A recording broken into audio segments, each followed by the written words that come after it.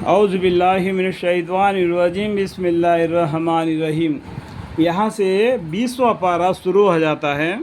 یا پہلے میں ایک کوشچن سا ہے، 5 کوشچن سا ہے، اس کا جواب اللہ ہے، وہ بتا رہے۔ دیکھو، بسم اللہ الرحمن الرحیم، اعوذ باللہ من الشیطان الرجیم، بسم اللہ الرحمن الرحیم۔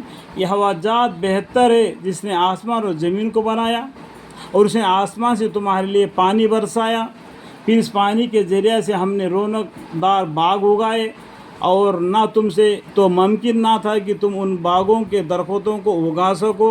یہ سن کر بتلاؤ کہ کیا اللہ تعالیٰ کے ساتھ عبادت میں شریک ہونے کے لائق کوئی اور معبود ہے؟ مگر مشرکین پھر بھی نہیں مانتے، بلکہ ایسے لوگ ہیں کہ دوسروں کو خدا کے برابر ٹھہراتے ہیں۔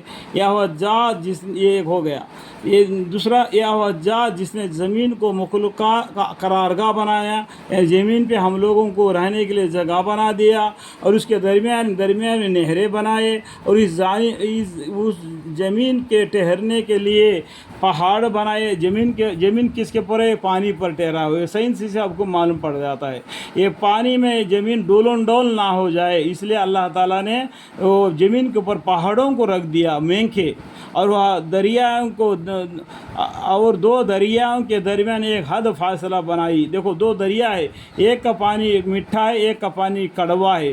دونوں دریا، کوئی یہ میٹھا پانی کڑوے میں نہیں مل سکتا ہے، کڑوا پانی میٹھے بھی نہیں مل سکا ہے۔ ایک قدرتی حجاب رکھ دیا اللہ تعالیٰ نے 2 دریاؤں کے بیچ میں۔ کیا اللہ کے ساتھ کوئی اور معبود ہے؟ دیکھو، یہ سن کر پھر بھی بتاؤ، کیا اللہ کے ساتھ کوئی معبود ہے؟ تیسرا، اور مگر مشرکین نہیں مانتے، بلکہ ان میں زیادہ تو اچھی طرح سمجھتے بھی نہیں۔ یہ وہ ذات جو بے قرار آدمی کو سنتا ہے جب اس کو پکارتا ہے۔ یہاں پر ایک دبی ہوئی قصہ ہوتا ہے، یہ کہہ کہ فضائل اعمال میں آپ پڑھو گے، وہ دبی ہوئی معنی اس آیت کے بارے میں آپ کو معلوم ہو جائے گا۔ پکارتا ہے اور اس کی مصیبت کو دور کر دیتا ہے۔ وہ بندے نے نماز کے اندر کھڑے ہو کے یہ آیت کو پڑھی تو اس کی مصیبت دور ہوگی۔ وہ لمبی چوڑی بہت حدیث ہے، آپ کو فضائل اعمال سے معلوم ہے یہ جگہ۔ انہوں نے نماز میں کیا پڑھا؟ اَمَّن يُجِيبُ الْمُضْطَرَّ إِذَا دَعَاهُ وَيَكْشِفُ السُّوءَ وَيَجْعَلُكُمْ خُلَفَاءَ الْأَرْضِ وَإِلَٰهٌ مَّعَ اللَّهِ قَلِيلًا مَّا تَذَكَّرُونَ۔ یہ آیتیں ان کو پڑھی تو انہوں نے ایک فرشتہ آ کے ان کی مصیبت کو دور کر دیا۔ یہ دبی ہوئی کہانی ہے، آپ کو میں بتا دیا کہ آپ کا فضائل اعمال پہلے حصے میں پڑھو گے تو آپ کو معلوم پڑ جائے گا۔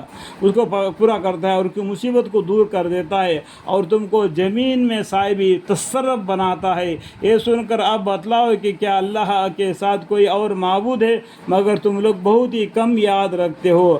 اچھا، پھر اور کامالات سن کر بتلاؤ کہ یہ بہت بہتر ہے، یہ ذات جو تم کو خشکی اور دریا کی تاریکوں میں راستہ جھلاتا ہے۔ خشکی مطلب سوکھا، اور دریا مطلب پانی۔ پانی پہ بھی ہم رات میں چلتے ہیں تو تاروں کے حساب سے ان کو راستہ معلوم ہو جاتا ہے، اور جو کہ ہواؤں کو بارش سے پہلے بھیجتا ہے، بارش سے پہلے ہواؤں کو بھیجتا ہے، جس سے خوشخبری ہو جاتی ہے، امید بھی ہو جاتی ہے بارش گرے گا، جو بارش کی امید دلا کر دلوں کو خوش کر دیتی ہے۔ یہ سن کر بتلاؤ کہ کیا اللہ تعالیٰ کے ساتھ کوئی اور معبود ہے؟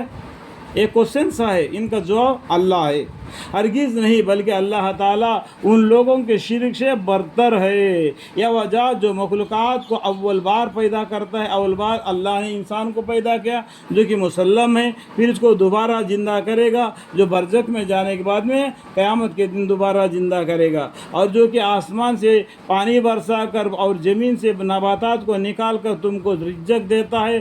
دیکھو، بارش پڑنے سے کیا ہے، زمین تر و تازہ ہوتا ہے، ہمارے لیے بھی رزق ملتا ہے اور جانوروں کو بھی اس میں رزق ملتا ہے۔ یہ سن کر اب بتلاؤ کہ کیا اللہ تعالیٰ کے ساتھ کوئی اور معبود ہے؟ آپ کہیے کہ اچھا، تم ان کے استحقاق عبادت پر اپنی دلیلیں پیش کرو۔ اگر تم دوسرے کو، اللہ کو چھوڑ کر دوسرے کو عبادت کرتے ہو، اس کے بارے میں دلیل پیش کرو، اگر تمہارے پاس کوئی دلیل ہو۔ اللہ نے تو دوسرا اللہ نے نہیں بتا دیا، ایک ہی اللہ، توحید، لا الہ الا اللہ محمد رسول اللہ، ایک توحید کے طرف پیغمبروں نے جتنے بھی بتایا۔ تو اگر تم دوسرے کو اللہ کے برابر قرار دیتے ہو تو اس کے اندر کوئی دلیل ہو تو تمہارے پاس پیش کرو، اگر تم اس دعویٰ میں سچے ہو۔ آپ کا حدیث کی جتنی مخلوقات آسمان اور زمین یعنی عالم میں موجود ہے ان میں سے کوئی بھی غیب کی بات نہیں جانتا، کوئی بھی غیب کی بات نہیں جانتا، صرف اللہ ہی غیب کی بات کو جانتا ہے، بس اللہ تعالیٰ کا، اور اسی وجہ سے ان کے مخلوقات کو یہ خبر نہیں کہ وہ کب دوبارہ زندہ کیے جائیں گے۔ یہ جو قیامت آئے گی، جب برزخ میں جائیں گے دوبارہ کب زندہ ہوگا یہ اللہ کو ہی بہتر معلوم ہے، غیب کے بارے میں کوئی پیغمبر کو کوئی معلوم نہیں۔ اللہ تعالیٰ ہمیں اس بیان کے درمیان جو بھی غلطی ہو تو ہمیں معاف فرمائے، آمین۔